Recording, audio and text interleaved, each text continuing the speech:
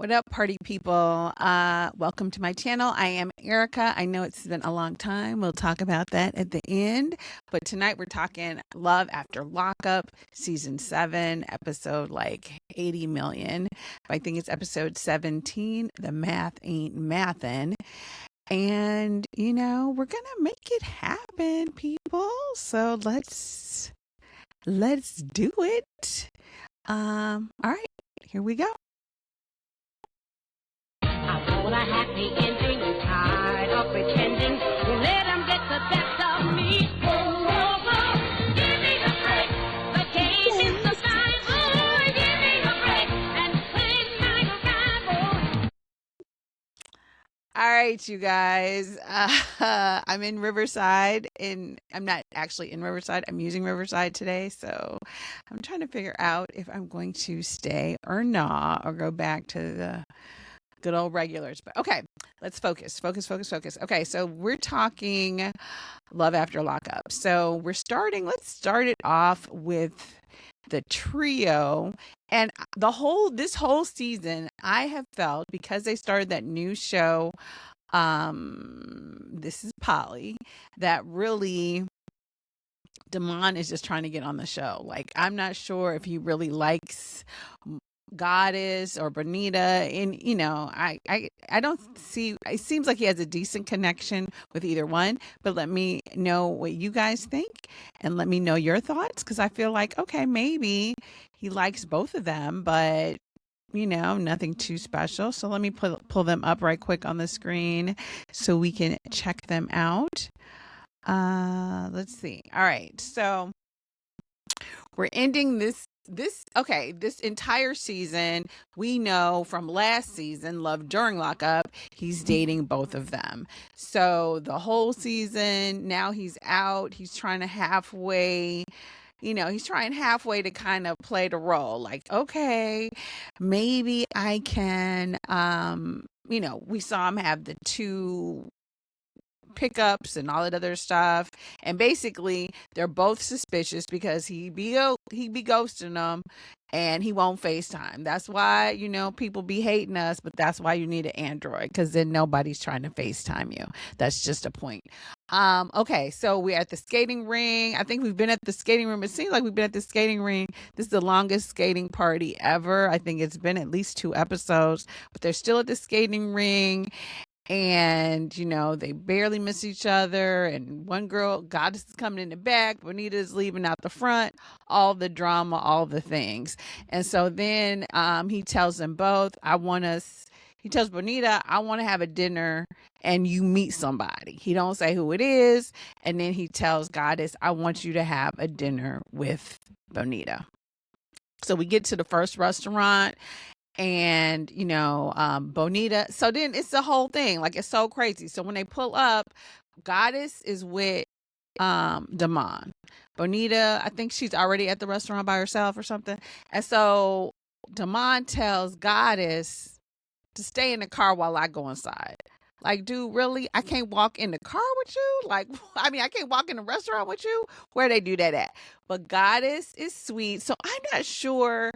Goddess seems like she might be, I don't know. Like, what do you guys think? I think Goddess might be with something. You know what I mean? She might not be as, Bonita seems like she's fighting mad. Goddess seems like she can be persuaded. I don't know for sure. We'll see what happens. But anyway, so they go in. So he goes in and he talks to Bonita, and he's like, oh, there's somebody I want you to meet. And I don't know if he texts Goddess or calls Goddess or some kind of way he gets her out the car. So when she comes in, she's like, Bonita already sees the writing on the wall. Like, who did you think this chick was going to be? Like, where are we going with this? And so before he can really get it out, I don't know if, Goddess wants to sit next to Bonita across from Damon. And so she's moving there. And so then some kind of way, she says she loves him to kind of, if it's going to get started, get it popped off. And so Bonita's like, you love him? What is he to you? And so she said, that's my man. And then, we see that comes the water. Now, here's the thing. What would you guys have done? To me, I would I feel that Goddess has good intentions or whatever, so I understand her wanting to get the truth from Benita and them wanting to talk one on one with each other. But I'll keep it 100. I would not, if I know we're both seeing the same man, I'm probably not going to get in the car with you. That's just me. I would not get in the car and ride around with that girl. Like, especially after she threw water in his face and stuff. I mean, you don't know what she could be trying to do to you in her own vehicle. So that seemed, I don't know, a little theatrical because I was like, girl, don't get in the car. Get out the car. Get out the car, Goddess. Get out the car. But anyway, they go to a new bar, and then that's pretty much how the episode ends. So we still don't have the full confrontation. I think, he says he's in love with them both. And I think he wants to be on that show, Polly. He wants another check. Okay. I'm not sure. I mean, I think obviously he probably has deep feelings for Bonita because he has a child with her.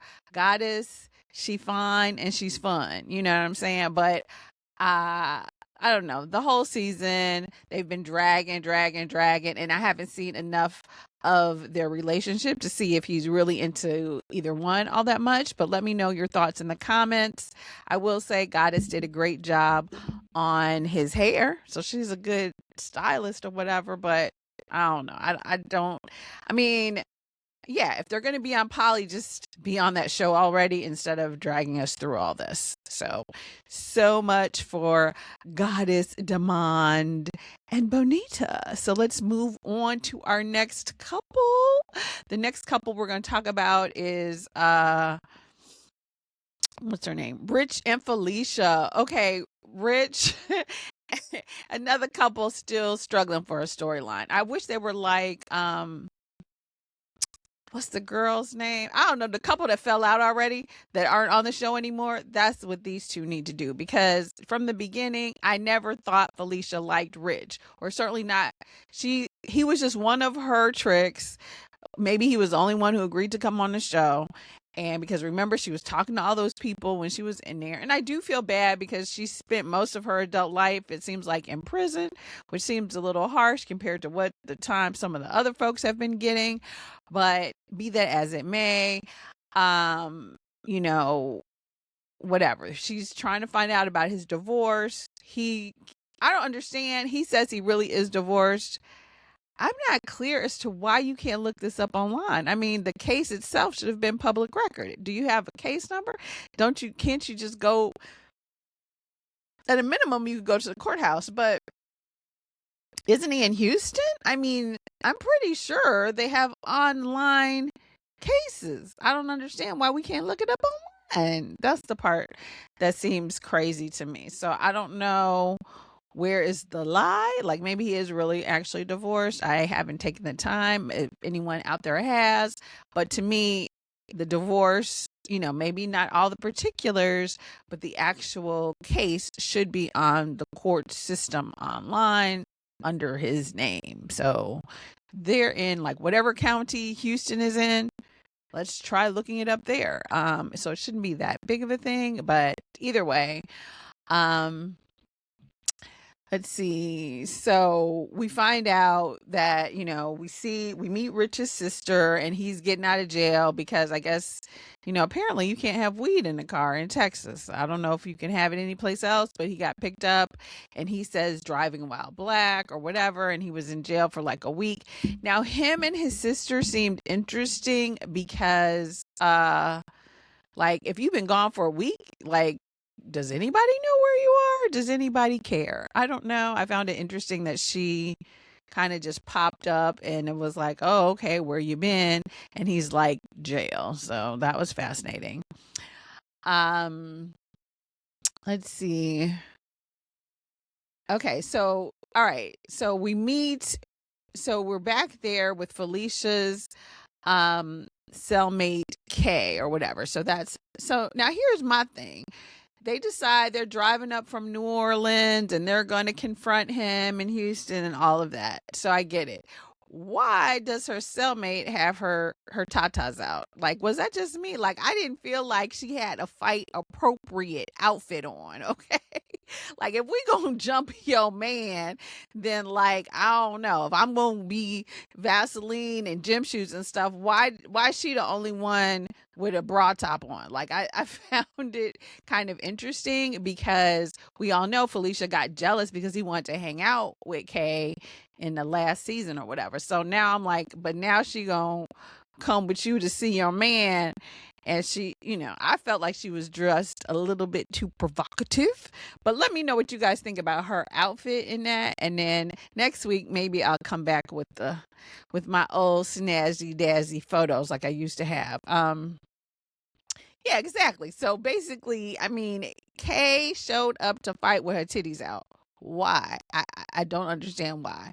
Um, so then they go to his house, and he's actually a nice house. So now I think Felicia's like, oh my gosh, maybe I can get another paycheck and film one more episode. Cause I'm like, girl, you don't like him. You sat in the car, you let us know how he went down on you and all this other stuff, but you steadily screaming, no, no, no, no, no. And your family's all in his face, and I get it. Like, I think, I don't know. I don't see that there's any chemistry there. I think he likes her. He's attracted to her, and he does not realize, or maybe he's finally starting to get it. She ain't into you. She's just not that into you. She just not. She's not. But I think she wants some of the airtime. She wants some of the exposure, and maybe none of her other tricks from inside would film with her. I don't know, but I feel like she's struggling for a storyline. Okay, so then her whole thing is, that's why I feel like it's a storyline, because it's like you weren't attracted to him, you wouldn't give up the booty. Not that saying you got to clap the cheeks if you don't want to. However, now you're going to take your whole family to drive across town so he can prove to you that he's divorced. For what? Are you going to get back with him? Are you even interested? And the only thing I can say is I think once she saw the house, she was like, ooh, maybe I'm interested. And then, but he wasn't home. So then they drive to the gym. And so, she's going to confront him at the gym or whatever. So it's like, ugh, girl, but she brought the whole crew. So I was like, I don't know. I mean, I get it. You don't want to go by yourself. And then another thing, like, I don't know what kind of New Orleans, Louisiana parole they got, but anyone who watches the show know you got to have authority to leave a state. So I'm not even sure if I really believe that. Like, she can go anywhere but not out the country. Since when, boo? Since when? As far as every other prisoner we've ever seen on the show, they had to get approval to go across state lines. So that seems a little hokey pokey to me, but let me know your thoughts in the comments. All right, moving right along. Let's get into, let me pull them up here. Let's talk the new couple, Charlie and Hillary, another one who is about to be pimped or punked for his money. Poor Charlie. Charlie seems like a really nice guy, and a little quirky, not necessarily my style or flavor, but I like that he's comfortable in his own skin. He picks up Hillary. She's out. She's excited. He doesn't want her. We find out in this episode he doesn't want her smoking. So this is another episode that seems sort of contrived, but we'll see. She doesn't seem like she said she was attracted to him, but so far I'm not really feeling that vibe. I feel like, don't tell her about your insurance money, Charlie, because she already don't want to work, and she thinks that you just have a job. Maybe I don't think she knows he's unemployed yet, but I also don't think he's told her, if I remember correctly, that he has that insurance settlement of like 100,000 or a couple hundred or 250 or whatever it is. Don't tell her, because she's going to be there until that money runs out, and then she's going to be gone because she doesn't really want to work.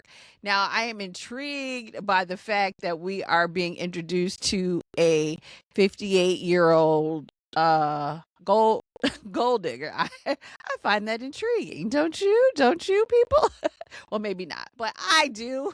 I want to see how someone almost 60 can, well, I don't want her because Charlie's a nice guy, so I don't want her to take advantage of Charlie. I will say that. But I'm intrigued that she even has the guts to try it. So Hillary gets a point for that. And in what seems like an incredibly small Thai restaurant, shout out to Thai food because I do love some Thai food, but they go there and he gives her this sort of like dress or whatever to change into. Instead of going into the bathroom to change, she runs out the door while he's texting to smoke a cigarette, and then she comes back and she changes. But I'm like, how? Like, I don't know. I wasn't impressed by her wash up. How are you not smelling like smoke? Okay. And also she came with some like lame like, oh, I was trying to text my mom but I couldn't figure it out. And then she hands him her phone like he can't just see that you weren't texting. So anyway, he seemed a little agitated. She seems to think he's controlling, but she got the first cigarette that she hasn't had in 3 years. So maybe this will, help her calm her nerves and maybe she'll start to like him. I don't know. I don't think she's another one. She said she thought he was sexy, but I'm not sure if I'm quite buying that just yet. So, because I think she told him another one where she's not trying to sleep with him until marriage. And so I get it, you know, maybe she really has found Jesus or whatever, but I think she's trying to find that paycheck and not have to, give up anything until she knows she's entitled to half of his money. So make her sign a prenup, Charlie. Definitely do, because, she's not trying to work. And I don't think Hillary has pure intentions, but we'll see. Maybe she'll surprise me. All right, let's talk with our next couple. Let's move on to, do I not have them on here? Here we go. Brady and Kirsten. Okay, so last episode, Kirsten popped up on his ex-fiance Corey, which I just think Kirsten's whole game plan, Kirsten and the other girl, Dia, I don't know. Like, I am strongly against bringing home felons around your young kids. Like, I just feel like it's a recipe for disaster. But luckily, we haven't had anything disastrous happen on any of these shows, or not that we have been made aware. So, but I think Kirsten just wants this whole little happy family. And I don't know why she doesn't understand that people right out of prison are not going to probably be working. So she just seems to be totally blindsided by that. And while she and Corey were cool and everything when he was in, when he was in prison, Corey is like, she's not cutting him any slack. And Kirsten feels like she has to be the ride or die wife and go in and butt her nose in. And she and Corey seem to have made up. But then, as soon as Kirsten leaves, Corey calls Brady like, why did you have your wife coming over here? And da-da-da-da, which seemed to me a little two-faced, because it's like, okay, you made it seem like you and her were cool at the very end of your conversation when she came back after you kicked her out the house. When she came back, you seemed like you was cool with her. So now why are you like reporting back to Brady? So that seemed like a little trifling. And then Brady, of course, took it out on Kirsten. Kirsten seems to think that Brady is controlling, but I think they both are having a real power struggle here, because Brady told you not to go. So, like, don't go. And then she's like, okay, well, you'll just have to solve it. You'll just have to solve it. I mean, hopefully Corey will cut him some slack and give him some time with the kids, but, just step back. Just focus on going to work and getting those bills paid, because he ain't got no job right now. So stay focused. Okay. It's, I don't know why they waited till the last minute to tell you they weren't coming, especially you have to buy tickets and room, especially if you all really pay for something. Then but yeah, let Brady be the man and figure out how he's going to do it, because Corey seemed like she was, your girl, all this time, but now that you all are really going to have to be in each other's lives, like now that she has to actually see you with her ex, you know, she doesn't seem, I'm not saying Corey wants him back, but she doesn't seem quite as comfortable as she was when he was still in prison. Now now she's upset. Now Kirsten doesn't know this. Kirsten doesn't know that. Kirsten doesn't know what I've been through. Kirsten, whatever. So now we're really going to see, do they really have a real friendship, or was it just kind of like girls gone wild together while he was in prison? Like, we'll see what happens, but I'm not feeling like Corey is really holding up that friendship at this point, but we'll see what happens. All right, you guys. So that's pretty much it for this episode. Thank you for checking it out. Thank you guys so much. We'll be back this weekend with the next episode. And we're getting back into the groove here, you guys. So ciao for now. Be true, be you, be great. Ciao for now, folks. I'll be back.